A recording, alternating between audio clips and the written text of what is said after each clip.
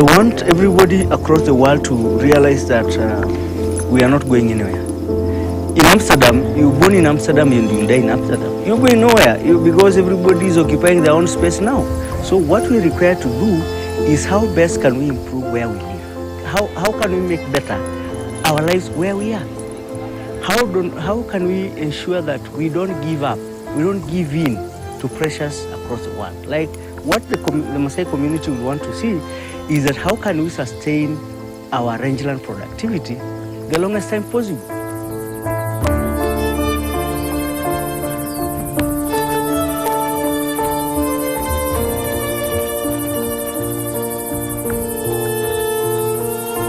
The view of Maasai people regarding land is one, land is like the mother, it's like the basis for everything.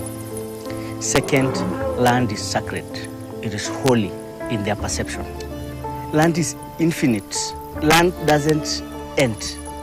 And we kept on moving thinking that there's always land available ahead until we found the Tanzanian border, a border that imaginary border that the colonial people put, and we thought this is a real border. So we stopped moving, and then this is when our pastoralism life stalled. The Maasai people are good people. They are humble. They are one of the tribes in Kenya or Africa who has really maintained their culture, their own culture, and their way of life. The ranches have really brought a lot of change in the Maasai community because the ranch is it's like a boundary from one group ranch to another. Like for Kuku, our boundary is Rombo and the other side Mbrikani. So we are supposed to graze only within our group ranch. Livestock means a lot in the Maasai culture because of the status quo. If you have livestock, you are rich. You can become a community leader. You can become a politician. In a Maasai forum, you can be given a chance to make a decision and all that. When I was growing up, it was very different from what we're experiencing now. Like we have the prolonged drought seasons. There was a lot of trees, enough vegetation. There was a lot of milk, healthy kettles compared to now. Ora apa ena kop naa enkop apa sidai oleng natii apa nkujit naa ore apa yiok kira nkera naikirrisho tenewueji nemepuo ntokitin enalakwa amu etii apa nkujit. Ore apa kirri enewueji abaiki nkishu naata endaa teneponu adaa amu mepuo enalakwa metii nkujit. Ore naa taata netaa naa mekure eng'as aponu nkishu kuna ng'itie amu mekure netii nkujit. Neeku mekure ereunoi nkishu, etaa nkwapi naalakwa kireu nkishu naaton etii ninche nkujit amu mekure eponu ene. We are dealing with space. The land is shrinking day by day. The population is growing very fast. We are also dealing with degraded landscapes. We are also dealing with the issues of climate change. It never was a problem before, but we realize every day when somebody was training Maasais about climate change, and he used the glacier of Kilimanjaro, how it's been going up and diminishing every day. So they asked, one old man asked, if the glacier is a sign of climate change, I can assure you the climate has changed upside down. Because I used to see the glacier up to the bottom of the mountain. Now I can only see a little bit glacier on top of Mount Kilimanjaro. So this is the problem they are facing. They are facing climate change, they are facing all these problems. They are real to us. They are real.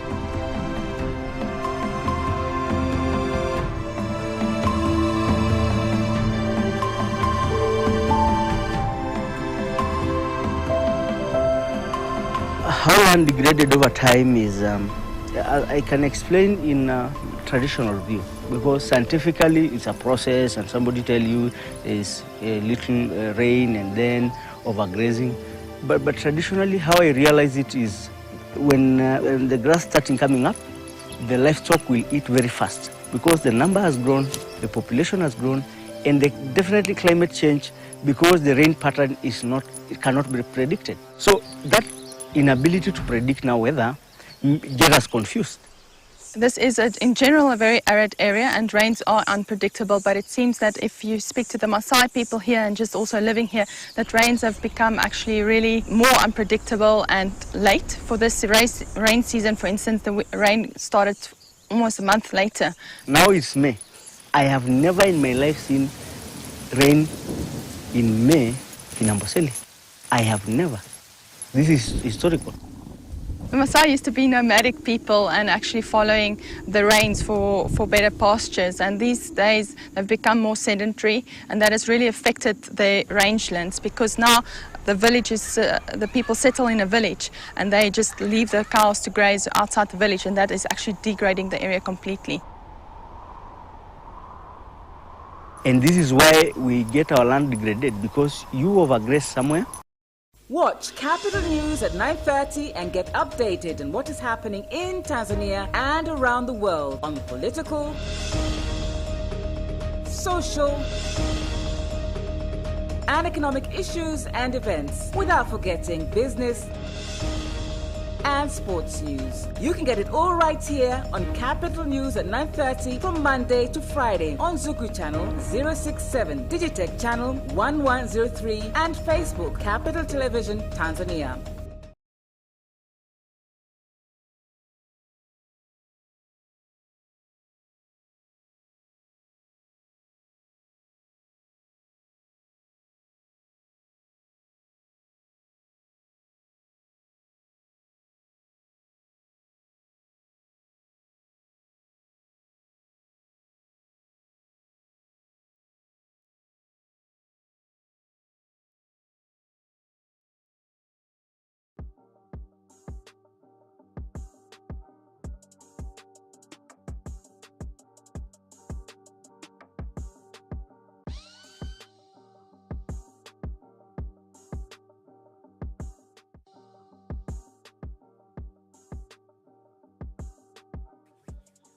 Hello viewers of Capital Television, karibu kwenye CapChat, kipindi ambacho kinakujia kukueleza mambo mbalimbali ambayo yametokea juma zima, lakini tunakueleza in a very laid back way. Mimi naitwa Sebastian Kolewa, na kama ilivyoada siko peke yangu hapa studioni, naye mrembo Nancy Masengo. Wakishakuwa mama nini kidogo, labda mama wa familia, urembo unakuwa utaki tena, kitu mrembo anasema bwana mambo ya kitoto haya. No, mrembo ni mrembo. Mambo vipi Nancy? Well, fresh. You good? Yeah. Oh well? All good. How's family and everything? Family tuko poa, tunashukuru Mungu. Mambo yanakwenda vizuri. Mambo yanaenda sema. Well, we have a lot of things to discuss, na kwenye mada yetu ya siku ya leo tutaongelea kuhusu haki dhidi ya wajibu. Tutaongelea nasema right versus responsibility. Nimefundishwa kwamba hivi ni vitu ambavyo vinaendana sana. Yes. Lakini mara nyingi inatokea kwamba watu wengi ambao hawafanyi responsibility zao ndio mara nyingi huwa wanataka haki kuliko hata wale watu ambao hata wanafanya responsibility zao. But we'll talk about this. Je, kweli inabidi mtu apewe haki yake kwa sababu anafanya responsibility yake, au the other way around, haki ni haki tu, inatakiwa tu itoke hata kama hakuna responsibility. But first thing first, tuanze na stories na Nancy pamoja na mtazamaji. Dawa ni kitu ambacho ni delicate. Chenyewe tu kama kilivyo, si ndio? True. Kwa mfano ndio maana unaandikiwa dawa utumie kiasi fulani kwa muda fulani. Sawa, hauambiwi kwamba wewe chukua wewe kainywe tu jinsi unavyojisikia. No way. Sawa, hizo ni dawa. Dawa za mambo ya uzazi ziko complicated zaidi. Yes. Kwa sababu zenyewe zina deal na vitu delicate. Yes. Sasa imagine hizo dawa ziwe tempered with, yani ziwe ni fake au ziwe ambazo ni hatari, yani si sawa. Sasa TMDA, mamlaka ya chakula na dawa Tanzania, imekamata dawa za nguvu za kiume na P2 ambazo ni hatari huko kanda ya Ziwa. Hatari. How bad is this? When you heard about this story, umefikiria how bad? Ni mbaya sana Seba, kwa sababu hizi dawa za nguvu za kiume, kuongeza nguvu za kiume, kama wanasema kama haitumiki at the right quantity, kuna umewahi kusikia kuna cases mtu ali overdose akapata heart attack akafa. Yani kuna side effects zake ziko kubwa sana. Na kwenye hii P2 kama sikosei Seba ni dawa ya wanasema contraceptives wanaita yani ni contraceptive ambao hutumiki kila siku, lakini wanaita after intercourse contraceptive. Kwa hiyo ni vitu ambavyo vina madhara makubwa sana, kwa sababu ile inaenda ina affect system ya uzazi Seba. Ndio. Kwa hiyo yani kama zinatumika in a way that is not under prescription, moja afu mbili, ikiwa dozi imekuwa tampered with, madhara yake makubwa sana. Yani kwamba yenyewe tu kwanza kutumia, matumizi yake yanatakiwa yawe yameshauriwa na daktari. Ndio. Ukitumia tu ovyo ovyo kuna uwezekano mkubwa wa kuletea changamoto, na hata ukitumia the right way sometimes inaweza kuletea shida. Sasa changamoto mimi nyingine ninayoiona ni kwamba kwa mfano hizo dawa za nguvu za kiume, kwa sababu ni say fake, manake zitakuwa zinauzwa kwa bei kidogo ambayo pia ni rafiki kwa mtumiaji. Umetumia neno zuri sana. Dawa rafiki, bei rafiki. Kwa hiyo manake ni mbaya zaidi, kwa sababu kwa sababu wale watu ambao wana haraka ya kutafuta kitu cha bei rahisi, hapo ndo wameumia zaidi. Yani kila dawa ina side effects Seba.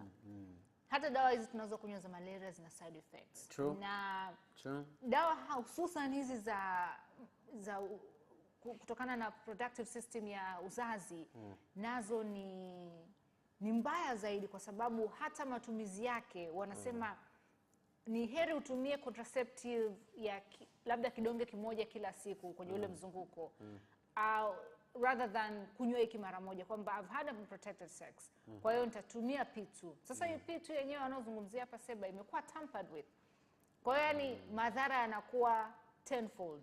Exactly. Kwanza inaweza sizuie hicho unachotaka izuie, lakini pili inaweza ikaleta madhara makubwa zaidi. So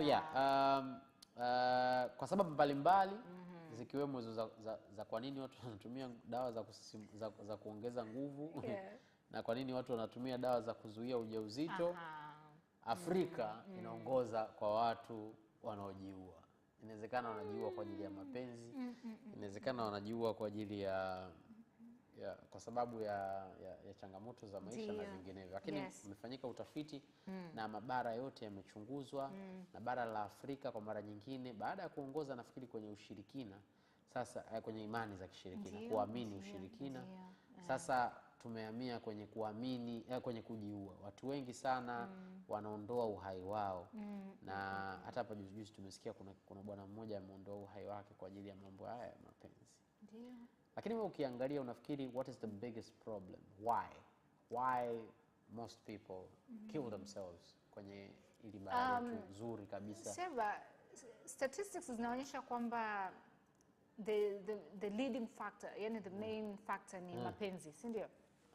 Ama statistics hazija deliberate kwamba ni kwa sababu ukiona kwenye mahusiano ya Kiafrika, mimi in my experience ni kwamba tuna ile ya kuendelea na jambo mahusiano ambayo pengine yamefikia mwisho.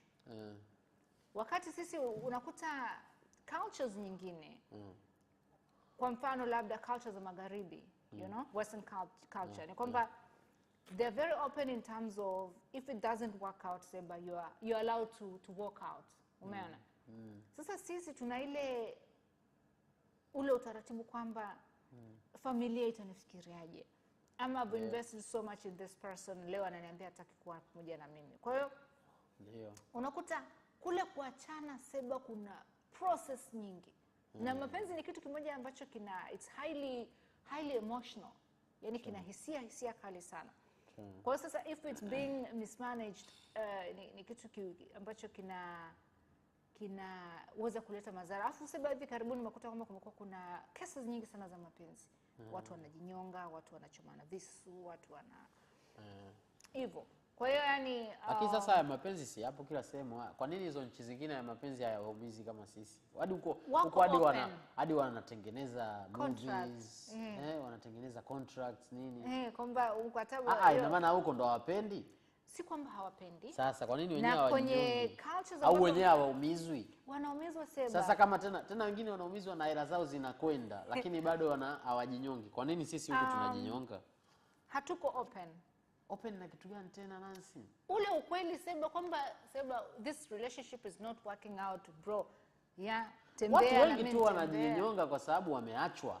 Ndio. Sasa si ndo open yenyewe? Si ndo hataki kuachika. Sasa bora open, basi bora mtu amfiche, kwa sababu akimwambia ukweli atajinyonga. Lakini mapenzi hayafichiki Seba. Iko kesho kutwa anaona kwamba no, I don't want to be in this relationship. Ndio maana unakuta mtu labda anakuwa unakuta labda mzee alishindwa kuachana na mama lakini ndio maana nasemaje Nancy, at the end of the day America Kusini United States of America, yes, huko Ulaya, tunataka kusema wao hawafanyi hivi, yani wao hawawi na mapenzi ambayo haya work out.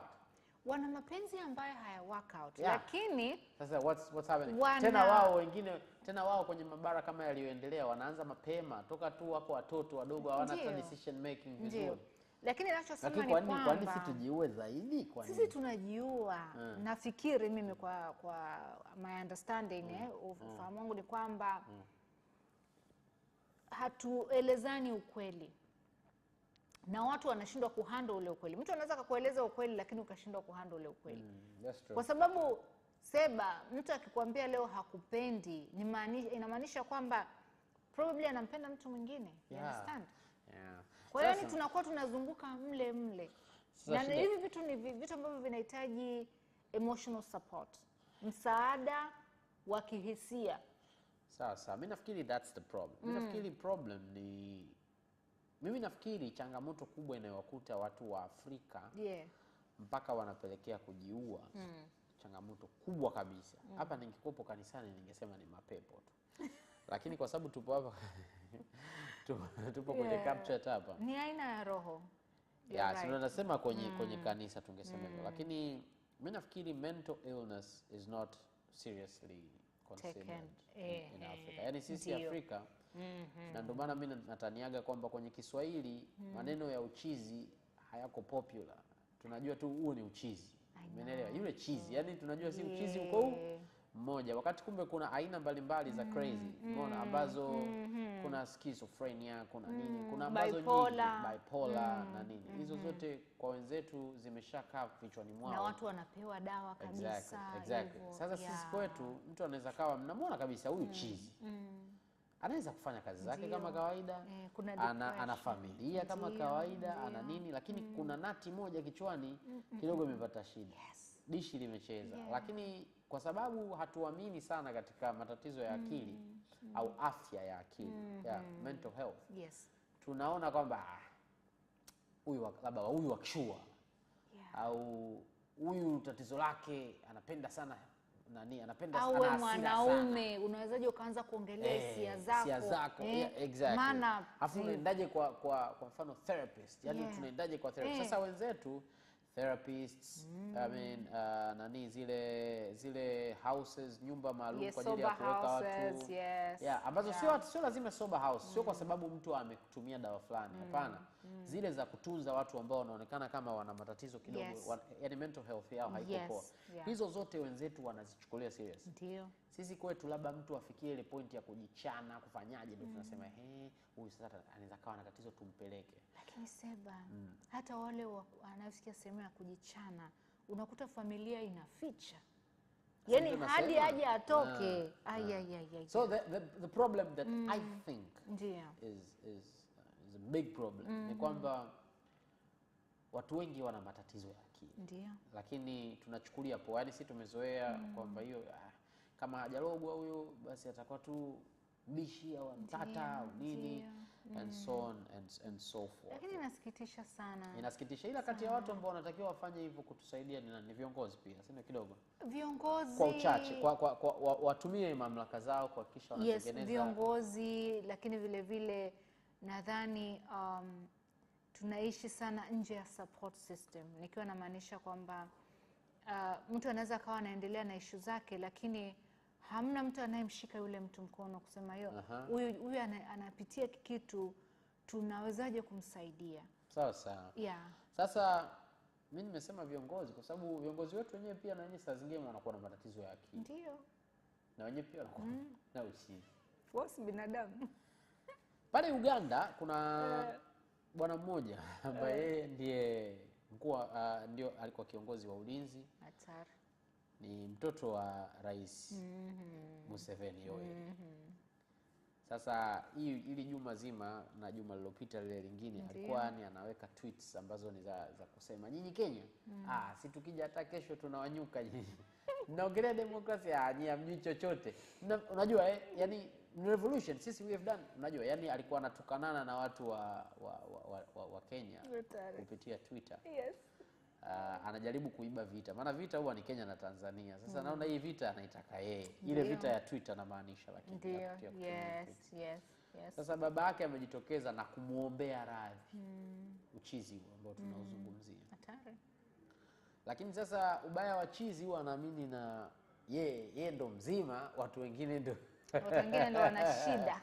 Ndo machizi. Au si hata kama wasema wajinga, yani mjinga anaamini watu wengine ndo hawana akili, yeye ndo mwenye akili kuliko wote. Sasa Museveni amemwombea radhi mtoto wake. That's one. Yes. Akisema kwamba si vyema kama vile kiongozi akazungumza vile na nini. Lakini on top of all that, baada ya hapo, yani baada ya kumwombea radhi, akasema on the other note. Another note sorry. Akasema on another note. Yes. Because he has done a very good job despite doing those tweeting. He has done a very good job kwenye jeshi. Yeah. In his army. So amempandisha cheo. Unajua ukiangalia democracy Uganda, there is no real democracy there. Kwa sababu Mheshimiwa Yoweri amekuwa pale kama rais miaka mingi sana since independence. Ni mfalme wa Uganda. Yes. Kwa hiyo it just shows what kind of dictatorial family there is. Yani in terms of leadership, kwa sababu mke wake na Yoweri nadhani alikuwa waziri wa elimu, kitu kama hicho. Kwa hiyo inaonyesha ule ubabe. Sasa baba amestaafu, anakaribia kustaafu of course as a president. Sasa huyu mtoto wake ndo anamshape awe rais. Na pia tabia zake anaonekana kabisa yeye ndo hatari zaidi. Kama kwa mfano akiwa rais kimenuka. Umeona? Na mtu ambaye hana diplomacy, wakati wazazi wake ukiangalia marais waliopita walikuwa na a lot of diplomacy. Yani baba yake. Yes. Lakini unajua Yoweri huwa hana ile hali ya kusema nchi nyingine vibaya. Huwa anadili na watu wake. Yes, anadili na watu wake. Lakini sasa huyu kaka tumeona sasa ana cross borders, anaenda anavuka mipaka, anaongea vitu kama hivi. Na sijui as a nation Uganda itakuwa vipi, kwa sababu this guy could probably be the next president. Kwa jinsi inavyoonekana kabisa. Lakini mwisho wa siku ndo tunasema hiyo ndo changamoto sasa iliyopo kwa viongozi wakiwa hivyo. Sasa hata watu kuwa machizi na kujiua kunaongezeka, kwa sababu sasa kama kiongozi anaonyesha na that is the future. Najua sema leo main topic yetu tunaongea right versus justice. Si ndio? Right versus responsibility. Yes. Kwa mtu kama yule ambaye amemwona babake akiwa kiongozi kwa miaka mingi, anatakiwa awe na a certain level of kujishusha. Kwa sababu babako ametawala miaka mingi, other people wanted to come and lead the country, babako tu yupo pale na wewe umekuwa unanolewa na wewe ushike hiyo position. I think he should be very humble. Someone ana take it for granted sema kwamba how can he be humble while amekulia kwenye maisha ambayo humbleness is not your virtue? Kwa sababu yani wewe umekuwa as a human being alipaswa awe hivyo, lakini yeye hawezi kuwa hivyo. As a human being ndo hatutegemei awe hivyo, kwa sababu yeye amekuwa kwenye maisha ambayo anaamini kwamba we are everything. We are everything. Yeah, we the family are everything. Mimi nafikiri I think that is the problem. Unajua kitu alichosema Seba, alisema kitu kuhusiana na Uhuru Kenyatta. Did you read that? Alisema kwamba nyie vipi na kwaje nani mwingine amechukua? Uhuru should have run for another third term. Yani yeye hakuna kitu anachoongea ambacho kinatoka mbali na ukuaji wake.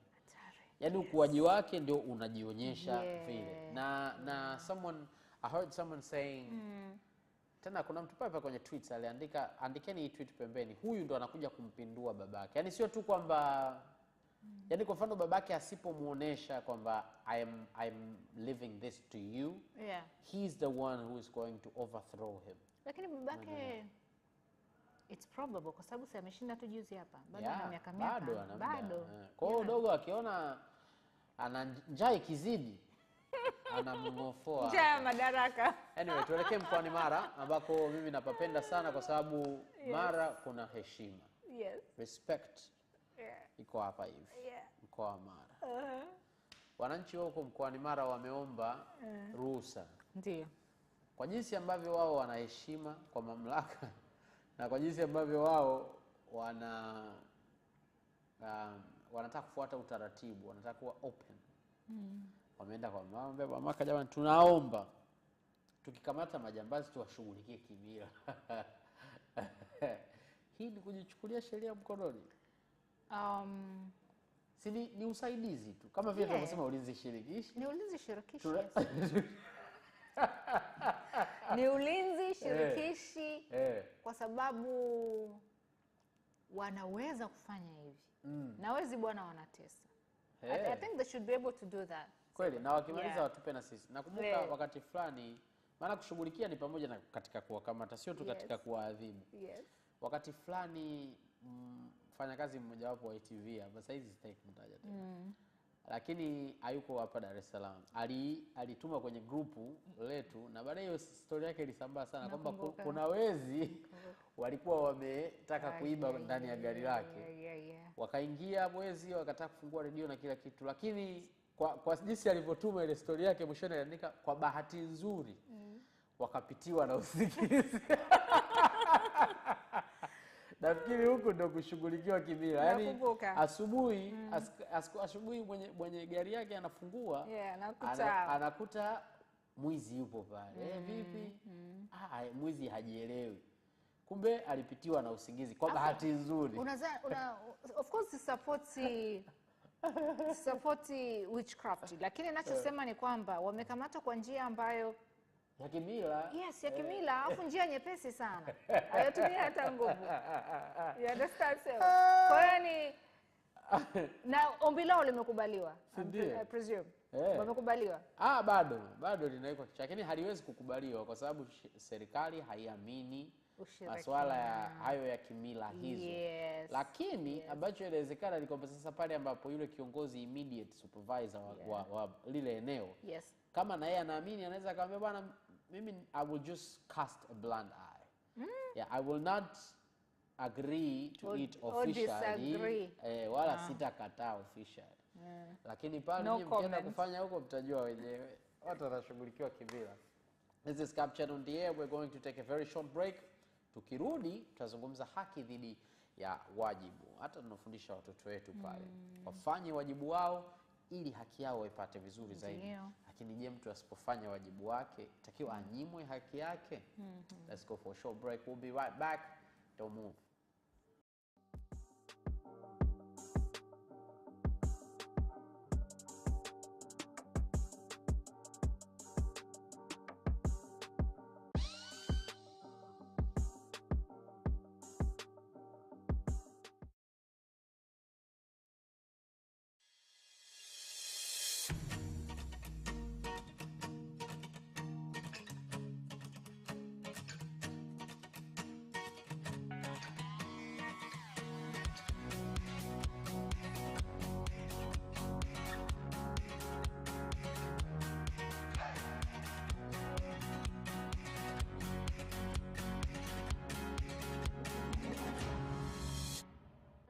It's Culinary Delights every Sunday at 7:30 p.m. only on CapChat Television.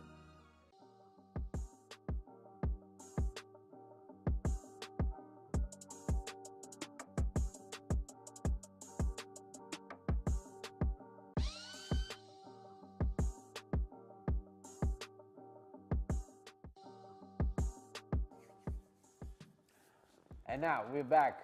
If you're just tuning in for the first time, CapChat is on the air. Tumemaliza na story za wiki tulizozichagua, lakini sasa tunakwenda kwenye mada ya siku ya leo, which is very interesting. Haki dhidi ya wajibu. Na naweza kukupa mfano mmoja mwepesi tu. Kwa mfano, you're in a group of people and you have a tendency, labda mna kikundi chenu ambacho mmetengeneza cha kijamii, SACCOS or anything. Yes. And then huwa mna tendency ya kuchangia fedha ili ziwasaidie nyewe wenyewe kwenye matatizo. Lakini kuna mtu mmoja yule ambaye Kwa kuchangia fedha ni jukumu lenu. Labda mmejekea labda kwa mwezi, kila mwezi mnachanga 5,000 au kwa siku mnachanga 1,000 au nini hivyo. Lakini kuna yule bwana mmoja au dada mmoja ambaye yeye yani akiguswa, unajua hali yangu ngumu jamani mimi, yani nina shida kweli yani unajua struggles like that. Lakini zile fedha mmewekeana na mmeweka masharti kwamba akifiwa mtu na mmeweka wale wafiwa wawe nani atapewa fulani. Akisaidia kila mtu atapewa shilingi ngapi kwa nini? Changi. Mwaka mzima umeisha, mwaka jana tumembeba. Mwaka huu amepata sasa msiba au amepata harusi sasa. Muda ambao yeye anatakiwa achangie, anambia sasa wewe hujachangia vya kutosha hadi kufikia. Nye sio poa, mimi sio fair, mimi nimefiwa, hata kimeenda kimerudi. Wajibu, haki yake anaitaka. Ila wajibu wake kutekeleza. Hiki ndo tunataka kukiongelea na Nancy hapa leo. So Nancy, tell me about that. What is your unapofikiria kuhusu haki na wajibu, unafikiri vinatakiwa viendaneje? No haki, no wajibu, no wajibu, no haki, or wajibu separate, haki separate? No wajibu, no haki. Nikiwa namaanisha no responsibility, no right. Kwa sababu kila haki unayopata ujue kuna jukumu ambalo leo unatakiwa ulitekeleze sema ili uweze kupata ile haki. Okay. Yani uwezo kazani tu kwamba haki inazaliwa tu hewani. Yani wewe out of nowhere unapata hii haki. Kama mazungumzia vikundi vya SACCOS, kuna ile michango ndio inakuwezesha wewe kupata haki sema. Ndio. Kwa sababu usipochanga there will be no right. That's true. Yes. That's true. Kwa hiyo ni utaratibu ambao unapaswa kufuatwa. Na shida kubwa ni kwamba watu wengi baadhi ya watu wanapenda sana right kuliko responsibility. Kwamba mimi like sijachanga kwenye vikoba lakini nataka nipewe, nikitaka mkopo nipewe. You understand? Na ile hata kwenye familia, unajua watoto unavyowalea, you have the responsibility of behaving well ili upate zile rights zako. Uweze ukabehave like a brat, uje kwangu uzani eti mimi nitakupa your right as a parent. Sikupi your right. Kwa hiyo hata kwenye tabia unakuwa una shape watoto katika mazoea kuhakikisha kwamba wanakuwa na ufahamu ule kwamba katika kila jambo jema nalofanya, katika kila jukumu nalolibeba nitapata right yake. Sawa. Growing up sasa unakumbuka kwamba I don't know if you guys went through this, kwamba labda mzee wenu alikuwa anawapa kazi fulani kufanya. Alafu maybe anawapa pocket money. Kulikuwa kuna kumwagilia bustani, kufanya nini na nini. Kwa hiyo ile inajenga tabia njema hata kwa mtu mzima. Wewe usizani kwamba utapata right wakati huna responsibility. Yaani ukapata haki wakati hujaonyesha juhudi yoyote. It doesn't work like that. That's true. Sasa haki ni nini? Haki yenyewe si huwa haitegemei responsibility. Kwa mfano, you have the right to communicate. Na hii ni kwa mujibu wa UNDHR, kwa mujibu haki za binadamu. Kwa mujibu wa haki zote za duniani. Kwamba it doesn't matter we ni jambazi, it doesn't matter we ni hufanyi kazi, yani hufanyi wajibu wako. It doesn't matter who you are, your right is still there. How do we now merge this ili iwe kitu kimoja? Seba, kuna human rights, haki za binadamu. Zile it doesn't matter whether umefulfill a certain responsibility au la. Umeona? Alafu kuna zile rights ambazo zinaendana na wewe ukiwa umefanya jambo fulani upate zile right. Kwa mfano kulipwa mshahara. Kwa kufanya kazi. Kama ufanya kazi, kwa nini ulipwe? Asasi contract inasema nitalipwa. Hell no, contract pia ina stipulate kwamba lazima ufanye kazi zako. You understand? Kwa hiyo kuna zile rights za haki zile za msingi kama binadamu.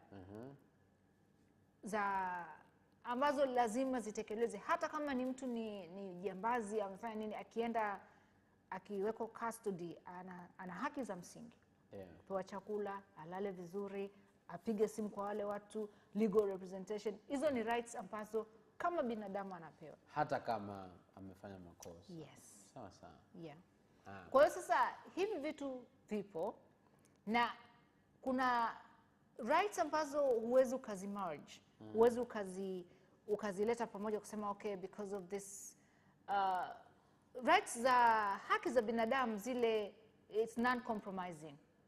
Yani zile zipo sema uwe umefanya responsibility or not. Lakini hizi rights nyingine ambazo zinatokana na benefits fulani kwamba tumekubaliana ufanye hivi utapata haki fulani. You understand? Ndio. Sawa. Ambayo nilikuwa nataka nikuulize pia kitu kingine. Yeah. Ni kwamba ukiangalia katika in terms of customer care. Yes. Na uzuri last week ilikuwa customer service week. Yes. Kuna kitu kimoja ambacho mimi nataka tukizungumzia hapo tukiwa tunaangalia swala hili la haki na wajibu. Ndio. Wewe kama mteja ni haki yako kuhudumiwa, si ndio? Yes.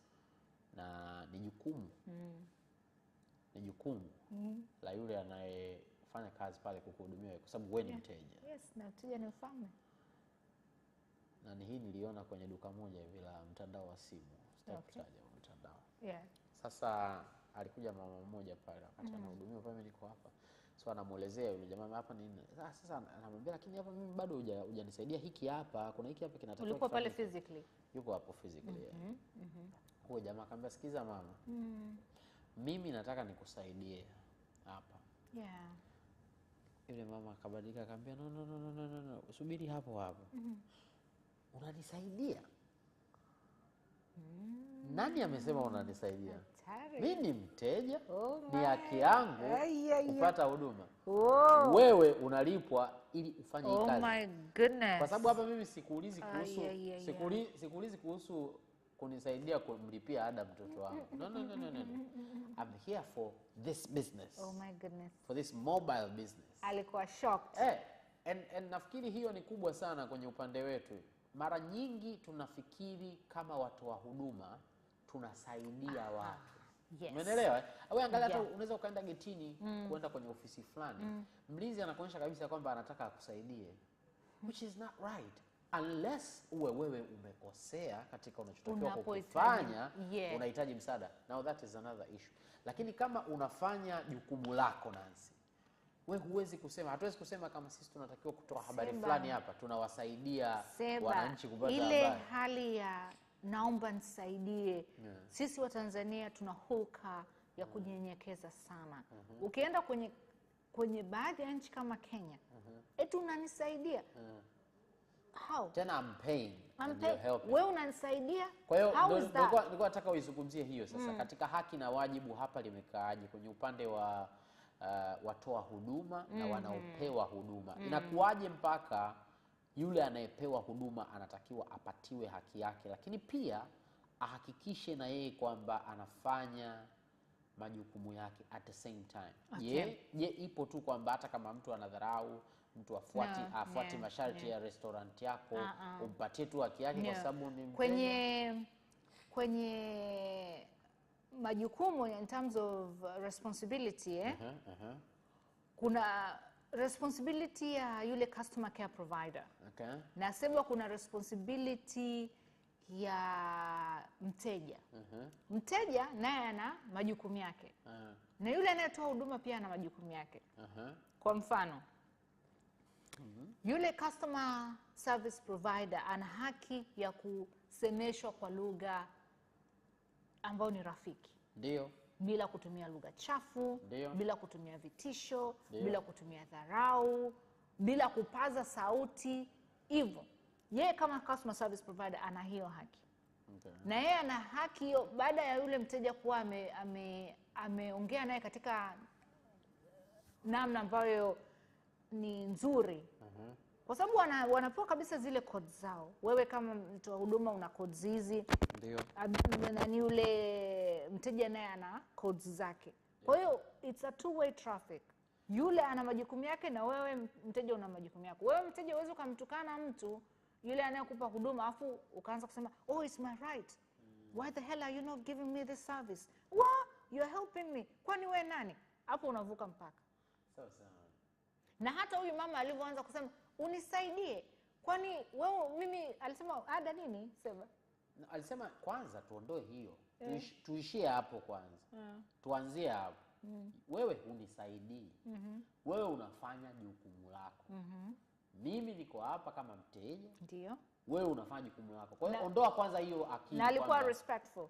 Yeah, alikuwa very respectful. Basi inatosha. Yeah, which was the right thing. Mimi nilipenda kwa sababu gani? Mimi na pia hata watu wa benki. Watu wa benki wanaudhi sana. Kwa sababu kwanza wako ndani ya vioo. So obviously hatuwezi kusikilizana vizuri. Oh my. Umeelewa? Yes. And then mtu anakuongelesha kama vile anakusaidia. While you are a customer, wewe pale hujaenda kuomba msaada. Hata kama ni mtu anayeomba mkopo, huyo ni customer. Mteja, kwani mkopo anapewa free Seba. Yeah, unamtegemea huyo ili wewe ongeze hela. Lakini mtu anakusemesha, mimi unajua what I do? What I do is ukinisemesha hivyo, I ask you in a like a crazy way. Yani sio angry way, in a crazy. What's up?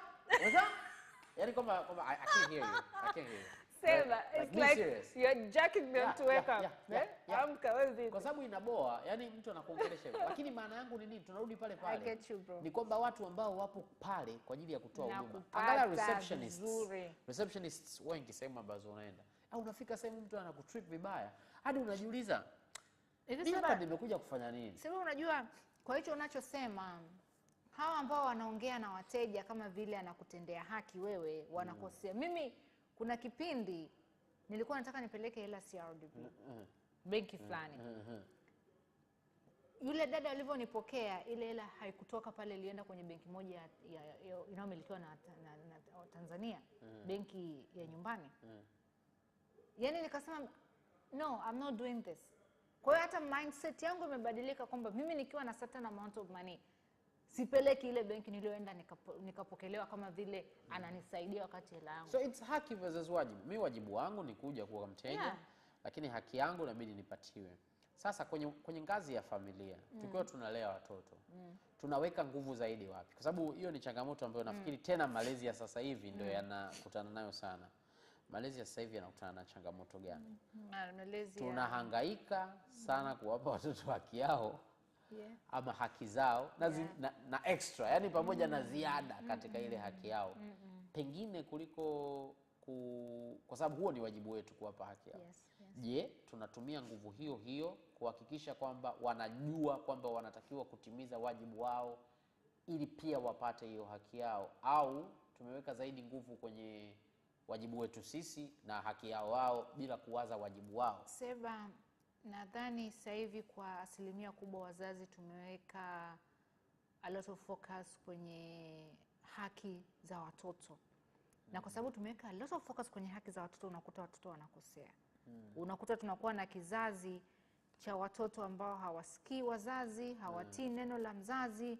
Kwa sababu mtoto anakuwa hajui kwamba mimi jukumu langu ni kuwa mtoto mzuri, kusikiliza anachosema mama, kufanya vizuri shule, kuwa msikivu. Yani hajui hivi vipengele, yeye anajua kwamba it's my right. You know, you have to give it to me. Na hamna kitu kibaya kama hicho. Kwa hiyo unakuta tunaenda tunaharibu sasa watoto. Na hii hali ya watoto kuto kujua wajibu wao, Seba, unakuta tunakuwa sasa na kizazi ambacho mtoto anakuwa mkubwa, anaanza kazi, anaenda kusumbua waajiri employers wake. You understand? Sasa kwa hiyo ni kitu ambacho kama wazazi na kama watu ambao tunalea familia tunatakiwa tukiangalie sana. Tuweze kukirekebisha. Yes. So mwisho wa siku kabisa, give us any story that you think about kuhusu masuala ya haki na wajibu. Mimi kwanza story ya kwanza ninayokumbuka ni kwamba wakati nilifundishwa in terms of hatua. Kwamba unapotembea mbele, hatua moja haki, hatua moja wajibu. Hatua moja haki, yani vitu ambavyo ni endelevu na vinaendana. Kwamba the more una get haki yako, the more unafanya wajibu wako, the more unafanya ndani yako. Wajibu wako, haki yako inazidi kupatikana pale ambapo kwa sababu unatenda haki. Lakini pia naweza kutoa mfano wa kwamba haki saa zingine inaweza ikawekwa katika upande wako kuliko upande mwingine kwa sababu ya jinsi ambavyo wewe unafanya wajibu wako. Na hii inapeleka kwenye kitu kinaitwa favorites. Yes. And everywhere there are favorites. Kwenye michezo kwa mfano kuna timu ambazo unasema ile inapendelewa ile. Ile timu inapendelewa. Ukiuliza kwa nini, kila mtu anakwambia bwana au anatoa hela au atakuwa sio nini au nini, lakini mara nyingi sio, ni timu kubwa ndio zinapendelewa. Timu ambazo zinafanya vizuri ndio zinapendelewa automatically. Yes. Kwa sababu zinafanya vizuri. Yes. The same way unakuta kwenye familia kuna sehemu mnaenda labda kwenye shughuli, unashangaa chakula na nyama kimepakuliwa faster, kuna watu fulani wamepelekewa ghafla, unaelewa? I know, sir. Umeelewa? Kwa sababu watu wanajua kabisa hapa mchakato ukianza wa kuchanga, hawa ndio watachanga vizuri. Kwa sababu wametimiza wajibu wao kwa kiwango fulani. Ndio. Hata saa zingine haki inapindishwa kwa wengine. Ndio. Ili wao, yani my point being hiyo nimeiona sana, na ndio maana nimesema niitolee mfano. Yani ni kwamba haki sometimes inaweza ikanini. Kwa mimi nilikuwa naambia, hata nilikuwa tunachambua mambo yetu ya michezo, naambia hizi Simba Yanga zinatakiwa zihakikishe zenyewe ndo zinatengeneza ufavorites. Ikiingia uwanjani kama saa hizi kama hivi Simba wanaposhinda kimataifa, wanatengeneza ufavorite. Of course. Saa zingine hawafanyi chochote nje ya uwanja. Lakini inafanya watu waamini kwamba hawa itakuwa nje ya uwanja wanapambana. Hapana, kwa sababu wanashinda. Wakishinda siju automatically mamlaka zinakuwa zinawaona wao kama favorites, zinawapenda zaidi. Wanawakilisha vizuri. Exactly. Kwa hiyo mimi nafikiri hiyo, yani nilikuwa nataka kusema kwamba pia ukifanya haki yako, ukifanya wajibu wako kiufasaha, saa zingine hata haki inaweza ikapindishwa ili tu wewe ufanikiwe. Hiyo iko. Na ulivyokuwa unaongea sasa, nimekumbuka kitu kimoja kimenijia kichwani kwamba ukiwa unatekeleza wajibu wako inakupa position. Inakupa nafasi. Yaani inakupa ile hali ya kushine. Unakuta hata kwenye familia wanasema mama anampendelea fulani. Si ndio? Umeona? Lakini hawajui kwamba yule mtoto anabeba majukumu kiasi gani kwa ajili ya mamake. Sawa. Japokuwa sasa kwenye familia za mapenzi ubaya wake ni kwamba saa zingine wazazi wanawapenda tu bila hata sababu. Saa zingine mtu hana responsibility anayogusa hata moja, anapendwa tu, yani kwa sababu hiyo pia ipo sema. Na hiyo tumeiona kabisa. Tena saa zingine yule anaye perform responsibility zake ndio anapendwa, which in my terms I call it making the weak weaker and making the strong stronger. Yani yule ambaye ni strong anakuwa hadekezwi, anakaziwa zaidi. Kwa hiyo matokeo yake anazidi kuwa strong. Na yule ambaye ni legevu yule anaambiwa sasa ana hela kidogo. Kwa hiyo yule unakuta mzazi tu anampenda naturally, anazidi kumharibu. Yes. Anything you want to add on that? Kwenye haki versus wajibu, wanakusikiliza hapo watu na washauri. Yani ni kama ulivyosema Seba, kuna muhimu sana kila mtu ajue wajibu wake. Na hii inakuja hata kwenye level ya familia. Unaelewa kama mwanamke wewe unajua wajibu wako ni nini ili uweze kupata haki kwa mwenza wako.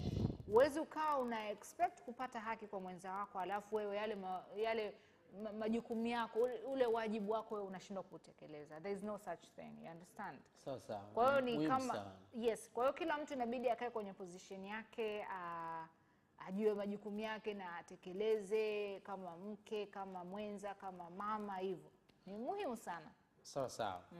Haya, tunaweka nukta hapo kwenye haki dhidi ya wajibu. Ni muhimu kufanya kutimiza wajibu wetu ili pia haki inapotolewa kwa upande wetu itolewe vizuri zaidi kuliko pale ambapo unakuwa hujatimiza wajibu wako. Unaweza kukuta hata haki yako either ikachelewa au isitoke katika inavyotakiwa. Saa zingine ukapewa lakini kishingo upande, lakini pia we hutoifurahia na kuienjoy ile haki yako kama vile ambavyo utakuwa umetimiza wajibu wako. Tunaweka nukta hapo, lakini tunamalizia kwanza kuna jambo moja kabla tujapata break. Na hii ni #+255. #+255 sisi tunakuwa tunazungumza vitu ambavyo Watanzania sisi ndio tunavyo. Na au tunavifanya kwa namna yetu ya kipekee. Vinaweza kuwa vizuri, vinaweza kuwa vibaya, vinaweza kuwa vizuri au vibaya kutokana na changamoto. Leo tunaongelea vikundi vya zawadi. Mimi ni MC, kwa hiyo kuna baadhi ya vitu waga natoa kwenye sherehe. Vikundi vya zawadi. Nancy. Ukisikia vikundi vya zawadi, zawadi ni kitu kizuri, cha furaha, cha burudani. What comes to your mind? Vikundi vya zawadi maanisha kwenye sherehe. Yes, kwenye sherehe. According to my perspective, huwa naona vinachukua muda mrefu sana. Kwa sababu kama ni vikundi vya zawadi, sometimes natamani kwamba zile zawadi zije mapema. Ziwekwe pale labda kwenye kumbi pembeni, afu MC anapewa ile card list kwamba kikundi hiki kimetoa jamani zawadi hivyo. Lakini mlolongo unakuwa mrefu sana. Mimi nasemanga kwamba mimi imani yangu ni kwamba process ya zawadi ndio ni sherehe mpya. Yani sherehe inaanza upya. Yani baada ya kumaliza sherehe sasa. Yes. Mnaanza sherehe ya zawadi. Yani hiyo ni sherehe mpya kabisa, inajitegemea, ina muda. Sasa inachukua muda mrefu sana. Una muda vipi Seba? Wakati wewe unaangalia muda sasa. Kwanza ni patience. Kwanza ni patience. Na ni patience kwa sababu fulani. Imagine kwa mfano mimi hapa natoa consultancy kwenye OMC wangu. Sasa kwenye consultancy yangu kuna baadhi ya watu wanakuja na kuniambia kwamba sisi tunataka tufanye sherehe kizungu. Unajua kizungu zawadi zinakuwaje? Mnaacha nje zawadi. Sasa wengi huwa na washauri kufikiria sana kwa kina kuhusu familia zao kwanza kabla hawajaamua kufanya maamuzi ya hivyo. Kumbuka wakifanya hivyo ni faida kwangu. Ndio. Lakini mimi bado nawaza kwa sababu ni clients wangu, nafurahi client akifurahi kuhusu sherehe yake. Asiseme tu MC alikuwa mzuri lakini sasa si wenyewe tulifanya hiki na hiki karibu. I wouldn't like that. Yes. Kwa na washauri. Of course wakingangania there's nothing you can do. So unamueleza kwamba mimi nafikiri msiache kuweka vikundi vya zawadi. Msiache kuweka, lakini tu tuvitafute namna tuweze kuviweka katika namna ambayo itakuwa ya haraka. Afu in this day and age of technology Seba, zawadi zikiwekwa pale pembeni, mtu ana zoom tu na kamera nini? Hamna cha this age and technology bwana. Kwa sababu nikwambie zawadi, it's not about the zawadi. It's about the process. It's about the process of coming kutoka kule na kuja hapa watu wote wanione mimi nimeleta zawadi. Hiyo ndo Utanzania wetu sasa tunaozungumzia. Now for years kwa miaka mingi watu wamekuwa wakifanya hivyo. Kabisa. Kwa hiyo usipoweka, nikwambie kwenye sherehe za Kiswahili tunazofanya, yani za kwetu mtaani kabisa. Zile za mtaani watu wanalipa kuja kutunza. I didn't know that. Really? Wanalipa 1000 kutunza. Kwamba yani mtu anataka kwenda kutunza ili uruhusiwe kwenda kutunza, unakuja kwa DJ pale, unataka kuandikisha kikundi chako, unaweka kwanza mzigo pale, unaweka buku, ndio unaandikwa jina. Kwa anaenda zake nyuma kule anaanza kuchukua kitenge, anachukua kitenge, anakuja anachukua foronya ya kwanza, anakuja nayo mzee, utadumu naye sijui kitu gani, inaikuwa taarabu hapo dakika 10. Oh man, lakini so that's what we are talking about #+255 Seba. It's I mambo ya Kitanzania. Lakini unajua watu wengine yani ukiona sherehe zingine unaona kabisa watu wengine hawaelewi. Sasa ndio mimi si washauri watu kutoa. Ya wewe ziache tu zawadi kwa sababu hiyo ni shida. Yani hiyo itakuletea shida. Yani mtu atakuja, kuna mtu atasema sherehe nzima ilikuwa mbaya kwa sababu tu hakuitwa. Seba, in your consultancy huwa unaongea na maharusi watarajiwa kwamba guys, hizi zawadi kweli wewe unazihitaji, or do you prefer a cash prize? Do you do that? No, I don't do that kwa sababu I believe in zawadi pia. Like that?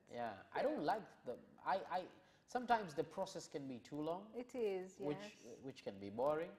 Lakini at the end of the day, that process is long and it is. Hivi zawadi wa before chakula na keki? Inategemea. Inategemea tuna sherehe.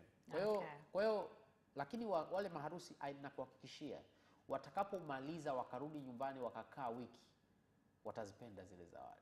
I get you. Umeelewa? Yani it's a thing because it's that process. Ingekuwa kuna process nyingine. Kuna ile wanasema and then zikishaanza mtu anaanza kuona, anaanza kusema afadhali sasa wamekuja marafiki zangu, wamekuja nani. It gets emotional. The drama of taking the presents kule mbele pia, it's nice. It's nice. It's nice. Watu wanacheza. Shida tu ni kwamba vikiwa vingi sana. Na mpaka sasa hivi nataka kijana wangu Dizo naye atafute rekodi yake. Rekodi yangu mimi ni 36. Vikundi 36 vya zawadi Iringa ilikuwa. 36. 36. Kwa hiyo nataka vikundi 36 vya zawadi. Kwa hiyo mpaka sasa hivi kijana tafuta rekodi hiyo. Sasa ngapi Seba? Muda kawaida saa 6:15 saa 6:30. Anyway, let's go for a very short break. Tulikuwa tunaongelea vikundi vya zawadi kama #+255 na sio kitu kibaya, lakini saa zingine vikizidi sana ndo kidogo inaweza ikawa changamoto kidogo. Lakini pia changamoto yenyewe inakuwa kwa MC tu, lakini kwa wale wenyewe wahusika, na changamoto kubwa zaidi bwana, vikundi vya zawadi vikimaliza kutoa zawadi vinaondoka, ujue. Aya, unafikiri wanakaa wakimaliza kutoa zawadi wanaamsha zake. Anyway, kama wameshakula. Tukateke very short break, when we come back tumalizie na memes hizi. Tucheke kidogo afu tuondoke.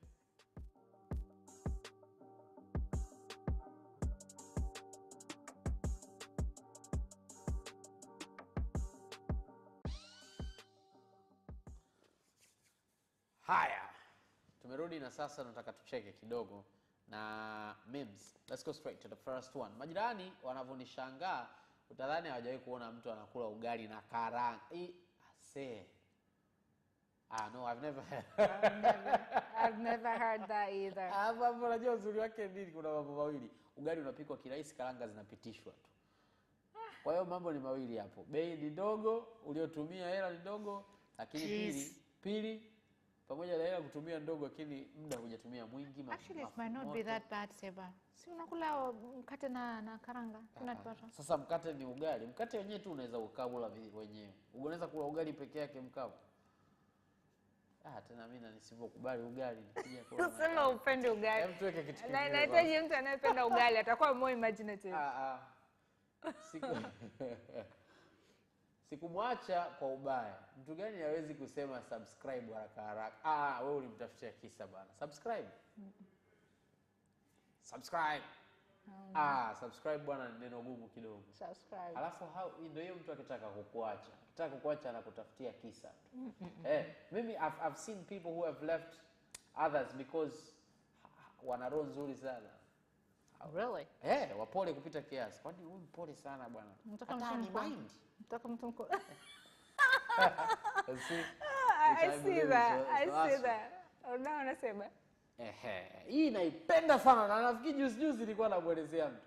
Hii pesa namkaga kutafuta 5:30 am ndio unaitaka urgently. Ndio hii. Oh man. Ambapo mimi nimekaa sasa hivi mpaka saa 4. Ndio hii. Oh man. Ndio unaitaka faster. There's a thing about people being urgent with other people's money. It gets to me. Mimi nakwambia nakutumia. Mimi nakwambia hivi sikwambii ukweli. Kwamba sikutumii? Hiyo nakwambia nakutumia sasa hivi. Alafu unakuta mtu anakupigia yani niaje mwangu. Yaani uko anakula vitu. Anataka hela yako wewe aiongezee katika kula vitu. No. The issue of money is something else. Yeah. Anyway, nashukuru sana watu waliotazama, nashukuru Nancy, nashukuru walioandaa. It's been real. Jina langu naitwa Sebastian Kolwa, nilikuwa naye Nancy Masengo hapa. Until next time, please keep on watching Capital TV.